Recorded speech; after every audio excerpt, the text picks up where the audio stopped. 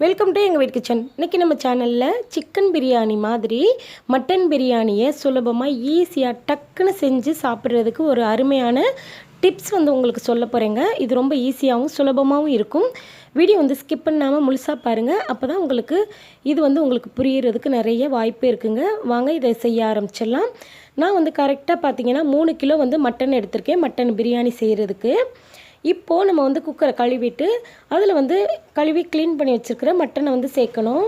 மட்டனை எதுக்காக நம்ம குக்கரில் சேர்க்குறோம் அப்படின்னு எல்லாருக்கும் டவுட் இருக்குங்க. நம்ம வெங்காயம், தக்காளி, இஞ்சி, பூண்டு, பச்சை மிளகாய், மல்லித்தலை, புதினா எல்லாமே நல்லா வதங்கிக்கிட்டு இருக்க சமயத்தில் நம்ம மட்டனை குக்கரில் வேக வச்சிட்டோம்னா நமக்கு ஈஸியாக இருக்குங்க. நம்ம சிக்கன் பிரியாணி எப்படி ஈஸியாக சிக்கன் எப்படி டக்குன்னு ஈஸியாக வெந்துடுது, அந்த கிரேவிலே வெந்துடும். ஆனால் மட்டன் அந்த மாதிரி வேகாதுங்க. இதுக்கு நம்ம குக்கரில் வேக வச்சிட்டோம்னா ஈஸியாக நமக்கு செஞ்சு முடிச்சிடலாம். குக்கரில் மட்டனை சேர்த்ததுமே இதில் ஒரு தக்காளி பழத்தை நம்ம கட் பண்ணி சேர்க்கணும்.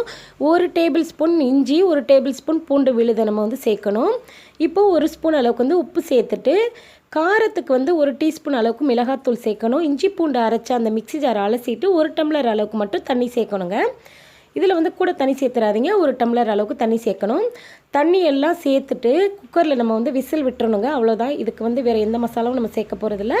குக்கரில் பார்த்தீங்கன்னா கரெக்டாக பார்த்தீங்கன்னா 4 விசில் விடுங்க. மட்டனுக்கு கரெக்டாக இருக்கும்.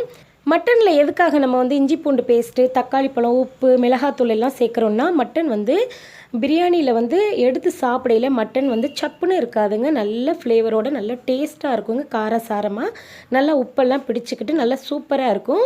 இப்போது நமக்கு கரெக்டாக 4 விசில் விட்டு ஒரு 5 நிமிஷம் தம்மில் வச்சுட்டு நம்ம கிரேவி இருக்குது பார்த்தீங்களா, மட்டனுக்கு நம்ம வதக்கிக்கிட்டு இருக்க கிரேவியில் இந்த சமயத்தில் சேர்க்கணுங்க. ஈஸியாக டக்குன்னு ஈஸியாக வேலை முடிஞ்சிருங்க. இந்த டிப்ஸும் உங்களுக்கு கண்டிப்பாக எல்லாருக்கும் ரொம்ப பிடிச்சிருக்குன்னு நம்புகிறேன். மட்டன் பிரியாணி செய்கிறவங்களுக்கு இது ரொம்ப ஈஸியான டிப்ஸுங்க. இந்த டிப்ஸ் உங்களுக்கு பிடிச்சிருந்தா கண்டிப்பாக நம்மளுடைய சேனல் எங்கள் வீட்டு கிச்சனை மறக்காமல் சப்ஸ்கிரைப் பண்ணுங்கள். தேங்க்யூ. தேங்க்ஸ் ஃபார் வாட்சிங். பாய்.